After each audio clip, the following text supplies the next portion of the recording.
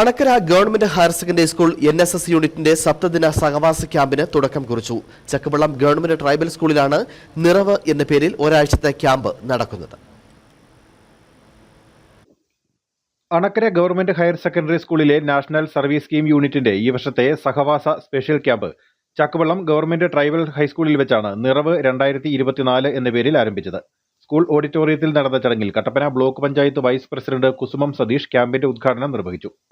നമ്മൾ ഇങ്ങനെയുള്ള ക്യാമ്പുകൾ നടത്തുന്നത് വിദ്യാർത്ഥികളുടെയും യുവജനങ്ങളുടെയും സമൂഹത്തോടുള്ള പ്രതിബദ്ധത, അതായത് സമൂഹത്തിന് വേണ്ടി എന്ത് ചെയ്യാൻ കഴിയും അതിന് വേണ്ടിയുള്ള ഒരു ക്യാമ്പാണ് നമ്മൾ നടത്തുന്നത്. നമുക്കറിയാം, 1 തൊട്ട് 10 വരെ നമ്മൾ ക്ലാസ്സുകളിൽ പഠിക്കുമ്പോൾ നമ്മൾ ക്ലാസ്സുകളിൽ പഠിപ്പിക്കുന്ന പുസ്തകങ്ങളിൽ പഠിക്കുന്ന കാര്യങ്ങൾ മാത്രമല്ല നമുക്ക് പഠിക്കാനുള്ളത്. അതിനേക്കാളേറെ എന്റെ അഭിപ്രായത്തിൽ പറയാനുള്ളത്, അതിനേക്കാളേറെ പഠിക്കേണ്ട കാര്യങ്ങൾ നമുക്ക് പുസ്തകത്തിന്റെ വെളിയിൽ നിന്നുണ്ട്. ഗ്രാമപഞ്ചായത്ത് പ്രസിഡന്റ് ജോസ് പുതുമന അധ്യക്ഷത വഹിച്ചു. സ്കൂൾ പ്രിൻസിപ്പാൾ ഡോക്ടർ അജിതകുമാരി, ഗ്രാമപഞ്ചായത്ത് അംഗങ്ങളായ അമ്മിണി ഗോപാലകൃഷ്ണൻ, റീന വിനോദ്, PTA പ്രസിഡന്റ് ടോമിച്ചൻ കോഴിമല, നിസാർ ബിസ്മി, സാബു ജോസഫ്, അമല വർഗീസ് തുടങ്ങിയവർ സംസാരിച്ചു.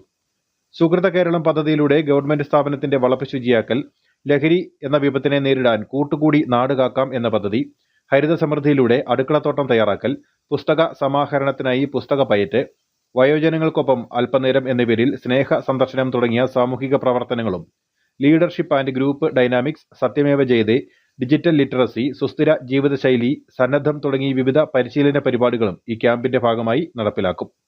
News bureau, Anakkara.